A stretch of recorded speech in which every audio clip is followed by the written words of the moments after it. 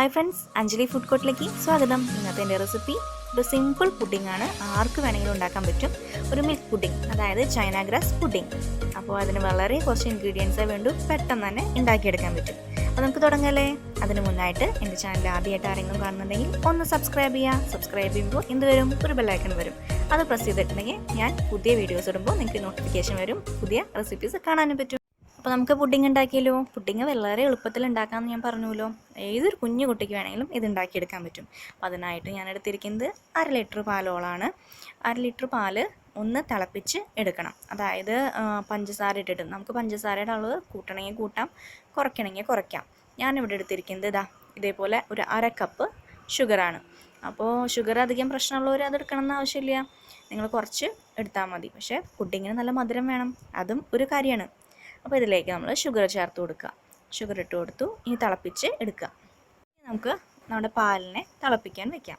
ഇനി അടുത്ത ഇൻഗ്രീഡിയൻ്റ് എന്ന് പറയുന്നത് നമ്മൾ സൂപ്പർ മാർക്കറ്റിലൊക്കെ പോയിട്ടുണ്ടെങ്കിൽ കിട്ടും, ചൈന ഗ്രാസ് എന്ന് പറഞ്ഞിട്ട് കിട്ടും. അപ്പോൾ ഞാൻ 1/2 ലിറ്റർ പാലിന് ഇങ്ങനെ ചൈന ഗ്രാസ് കണ്ടില്ലേ, ഇതിൻ്റെ ഒരു 1/4 ഭാഗമാണ് എടുക്കുന്നത്. ഇങ്ങനെ വലിയൊരു ഷീറ്റ് പോലെയാണ് ഇത് ഉണ്ടാവുക. ഇതിൻ്റെ ഒരു 1/4 ഭാഗം നമുക്ക് ഇതിന് ആവശ്യമുള്ളൂ. ഇത് 10 ഗ്രാം എന്നാണ് ആ പാക്കുമായി എഴുതിയിരിക്കുന്നത് കേട്ടോ. അപ്പോൾ ഇങ്ങനെ ഇട്ടു. ഇനിയും കുറച്ചും കൂടിയും പൊട്ടിച്ചിട്ടിട്ട് ഒന്ന് കുതിർത്ത് എടുക്കണം. അത് 10 മിനിറ്റ് ഒക്കെ മതിയാവും. അങ്ങോട്ട് വെച്ചിട്ടുണ്ടെങ്കിൽ നല്ല തുണി പോലെ അങ്ങോട്ട് കിട്ടും. ഇനി ഒരു ഫ്ലേവറിന് വേണ്ടിയിട്ട് വാനില എസൻസ് ആണ് നമ്മൾ ചേർക്കുന്നത്. ഇതിന് പകരം നമുക്ക് ഏലക്കാപ്പൊടി ചേർക്കാം കേട്ടോ. എനിക്കിപ്പോൾ വാനില എസൻസ് ഉള്ളതുകൊണ്ട് ഞാനിത് ചേർക്കണമെന്നേ ഉള്ളൂ. പിന്നെ ഞാൻ പൊമോഗ്രാനേറ്റ് പോലെ അല്ലിയാക്കി വെച്ചിട്ടുണ്ട്. ഇത് വെറുതെ ഒന്ന് ഡെക്കറേറ്റ് ചെയ്യാൻ വേണ്ടിയിട്ടാണ് എടുക്കുന്നത്. നിങ്ങൾക്ക് പഴം വേണമെങ്കിൽ എടുക്കാം, റൗണ്ട് ചെയ്ത് കട്ട് ചെയ്തിട്ട് ആപ്പിൾ, മുന്തിരി എന്ന് വേണമെങ്കിൽ എടുക്കാം കേട്ടോ. ഞാൻ ഇപ്പോൾ ഇതുള്ള കാരണം ഇതെടുത്തു. നമ്മൾ പാല് തിളപ്പിക്കാൻ വെച്ചിട്ടുണ്ടായിരുന്നില്ലേ, അതെ ഒരുവിധമൊക്കെ വന്ന് തുടങ്ങിയിട്ടുണ്ട്. ഒന്ന് സിമ്മിൽ വെക്കുക. പാല് നന്നായിട്ട് തിളച്ചോട്ടെ. അപ്പോൾ അതുവരെ ഈ എന്താ പറയുക, കയ്യിൽ വെച്ചിട്ട് ഇങ്ങനെ ഇളക്കി കൊടുക്കുക. പഞ്ചസാരയൊക്കെ ഒന്ന് മെൽട്ടായി കിട്ടണ്ടേ, അതിന് വേണ്ടിയിട്ട്. ഇനി ഇപ്പോൾ ഞാൻ പുഡിംഗ് ഉണ്ടാക്കിയല്ലോ. പുഡിംഗ് ഉണ്ടാക്കിയപ്പോൾ സംഭവം ഞാൻ കട്ട് ചെയ്ത് വെച്ചിട്ട് ഫോട്ടോ എടുക്കാൻ നേരത്ത് സംഭവം ഇങ്ങനെ ഓടി കളിക്കുക. അതുകൊണ്ട് നല്ലൊരു ഫോട്ടോ ഒന്നും കിട്ടിയില്ല. അപ്പോൾ സംഭവം കിടലാണ്, അത് ഞാൻ പറയാണ്. എല്ലാവരും ഉണ്ടാക്കി നോക്കുക, അപ്പോൾ നിങ്ങൾക്ക് എന്തായാലും മനസ്സിലാവും. അത് തിളച്ച് പൊന്തി തുടങ്ങി പോകുന്നുള്ള നിലയായി. ഇനി ഓഫ് ചെയ്യട്ടെ കേട്ടോ. ഓഫ് ചെയ്തു ഞാൻ. അവിടെ ഇരുന്ന് തണുക്കട്ടെ. ആ നേരം കൊണ്ട് നമുക്ക് ചൈന ഗ്രാസിനെ ഒന്ന് മെൽറ്റ് ചെയ്തെടുക്കണം. നമ്മൾ ചൈന ഗ്രാസ് കണ്ടില്ലേ, നേരത്തെ പറഞ്ഞ പോലെ തുണി പോലെ ഉണ്ട്, നല്ല സോഫ്റ്റ് എന്നാണ് ഞാൻ ഉദ്ദേശിച്ചത് കേട്ടോ. അപ്പോൾ ഇനി ഇത് ഒന്ന് മെൽറ്റ് ചെയ്തെടുക്കാൻ വേണ്ടിയിട്ട് ഒരു 5 മിനിറ്റോളം മതിയാവും. അത്രയ്ക്ക് വേണ്ട ശരിക്കും. അപ്പോൾ ഇതൊന്ന് ലോ ഫ്ലെയിമിലോ അല്ലെങ്കിൽ മീഡിയം ഫ്ലെയിമിലാക്കിയിട്ട് ഇങ്ങനെ ആക്കിയിട്ടുണ്ടെങ്കിൽ കൂവയൊക്കെ കുറുക്കുമ്പോൾ നമ്മൾ ഫസ്റ്റ് ഉണ്ടാവില്ലേ, അതുപോലെ ഉണ്ടാവും. അതാണ് ഇതിൻ്റെ കറക്റ്റ് പാകം. പച്ചവെള്ളം പോലെ തന്നെ ട്രാൻസ്പെറൻ്റ് ആയിട്ടാണ് ഉണ്ടാവുക. ഇപ്പോൾ നമ്മൾ ചേർത്ത് കൊടുത്തപ്പോൾ കുറച്ചിങ്ങനെ ചൈന ഗ്രാസിൻ്റെ ഒരു ഇത് കണ്ടിരുന്നില്ലേ, അതൊന്നും കാണില്ല. അപ്പോൾ ഇതുപോലെ ഇങ്ങനെ കിട്ടും. ഇതാണ് ഇതിൻ്റെ കറക്റ്റ് പാകം. ഇനി നമുക്ക് സ്റ്റവ് ഓഫ് ചെയ്യാം. ഇനി ഒന്ന് തണുത്തോട്ടെ. അധികം ചൂട് ഒഴിക്കൊന്നും വേണ്ട, ഒന്ന് തണുത്താൽ മതി. അതഴിച്ചിട്ട് പച്ചവെള്ളം പോലെ ആക്കാൻ നിൽക്കണ്ട, മീഡിയം ചൂടും നിന്നോട്ടെ, കുഴപ്പമില്ല. ഇനി നമ്മൾ പാലിലേക്ക് എന്ത് ആഡ് ചെയ്യണം? നമ്മൾ തണുക്കാൻ വെച്ചിട്ടുള്ള ചൈന ഗ്രാസ് തണുത്ത പാലിലേക്ക് ആഡ് ചെയ്ത് കൊടുക്കുക. അപ്പോൾ ആഡ് ചെയ്ത് കൊടുക്കുകയാണ്. ഇനി വേണ്ടത് ഒന്ന് ഇളക്കി കൊടുക്കണം. അതിനായിട്ട് എന്ത് ചെയ്യണം? ഒരു തവി എടുക്കണം, ഇതുപോലെ അങ്ങോട്ട് ഇളക്കണം. ഇനി അടുത്ത സ്റ്റെപ്പ് എന്ന് പറയുന്നത് നമ്മളുടെ എന്തെങ്കിലും ഫ്ലേവർ വേണമെന്ന് പറഞ്ഞല്ലോ. അപ്പോൾ നമ്മൾ എന്താ എടുത്ത് വെച്ചിരിക്കുന്നത്? അവിടെ വാനില എസൻസ് ഒരു മൂടിയോളം എടുത്ത് വെച്ചിട്ടുണ്ട്, അത് ഒഴിച്ച് കൊടുത്തു. നമുക്ക് ഈ സമയത്ത് ഏലക്കാപ്പൊടി ചേർത്ത് കൊടുക്കുക കേട്ടോ. ഞാൻ ഏലക്കയല്ല ചേർത്തത്, എൻ്റെ അടുത്ത് വാനില എസൻസ് ഉള്ളതുകൊണ്ട് ഞാൻ എസൻസ് ചേർത്ത് കൊടുത്തു. ഏലക്കയാണ് എടുക്കണമെങ്കിൽ 1 or 2 എടുത്താൽ മതി, അതിൻ്റെ പൊടി മതി.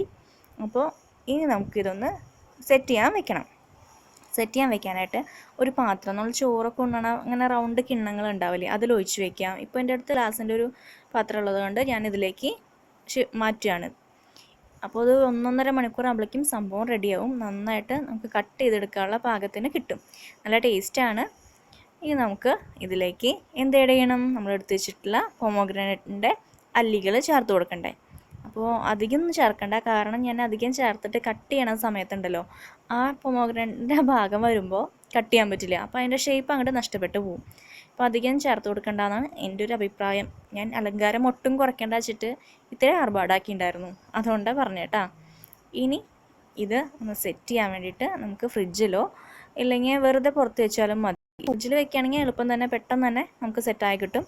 ഞാൻ ഫ്രിഡ്ജിലാണ് വെക്കുന്നത്, കാരണം എനിക്ക് കാണിച്ചു തരാൻ വേണ്ടിയിട്ട്. ഇല്ലെങ്കിൽ ലൈറ്റിൻ്റെ പ്രശ്നമുണ്ട് ഭയങ്കരമായിട്ട്. അടുക്കളയുടെ ഉള്ളിൽ അധികം ലൈറ്റ് ഇല്ലാത്തതുകൊണ്ട് വേഗം തന്നെ നമ്മൾ ഫ്രിഡ്ജിൽ വെക്കാൻ പോവാണ്.